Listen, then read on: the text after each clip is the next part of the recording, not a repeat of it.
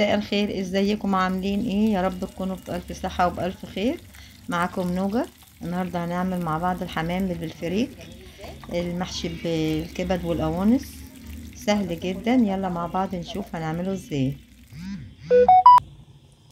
في طاسة على النار هبتدي انزل ببصلاية واقطعها قطع صغيرة زي ما انت شايفة،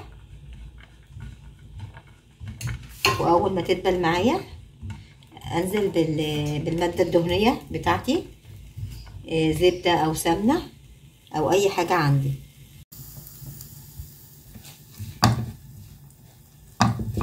وهي زي ما انت شايفة حباية الفريك معايا نشفت. هبتدي اضيف المية عليه واسيبه كده حوالي 5 دقايق واطفي عليه. وهضفت حوالي بتاع نص كوبايه ميه، متخليش الميه توصل للنص ولا اي حاجه، بس هو كده زي ما انت شايفه اقل من نصها، واغطش عليه وكده بقى يكون استوى. بعد ما احط التوابل بتاعتي دلوقتي احط معلقه فلفل اسود ومعلقه ملح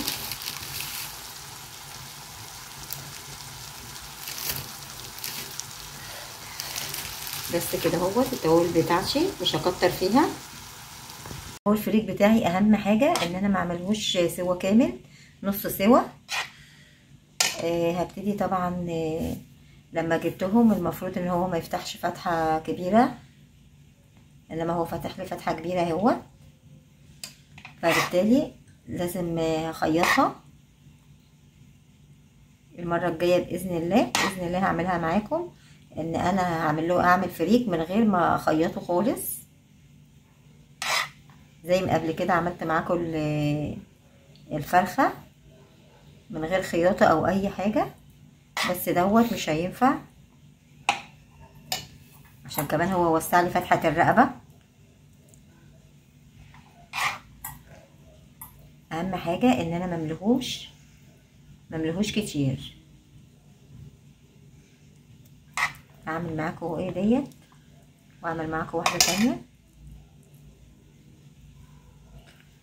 ابتدي احشي حبه من هنا برضو، ابتدي احشي حبه من فوق كده اهو عشان تبقى مليانه وشكلها جميل معايا وتاخد معايا فريك اكتر.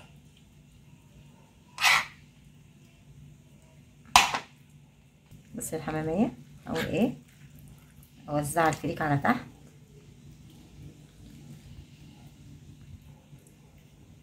اهي. عملتها كده اهوت. احطها معاكم، اجيب واحده بنفس الطريقه تانية بنفس الطريقه اهي زي ما عملت الاولانيه.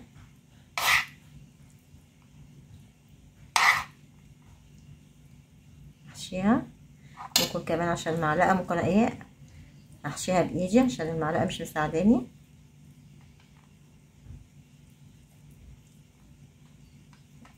زي ما انت شايفه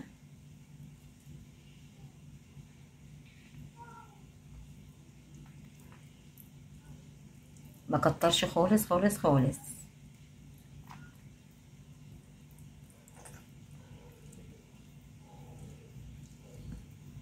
هخلص بقيه الكميه وارجع لكم تاني اهو. بعد ما خلصتهم كلهم بالشكل دوت، طريقه سهله خالص. اكون محضره الحله بتاعتي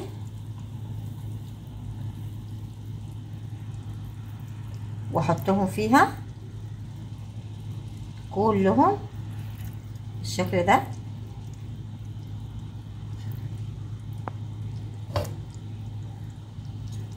تكون الحله مغطياها.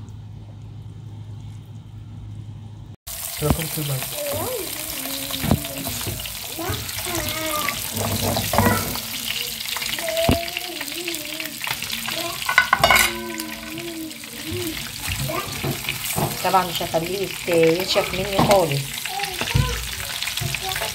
هحاول في الوقت والاخر كده اهوت ان انا اقلب فيه اهو.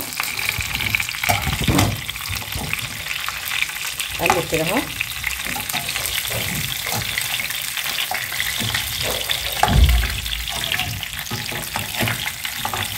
شكله زي جميل. ما انت شايفة جميل جدا ومتحمر ازاي.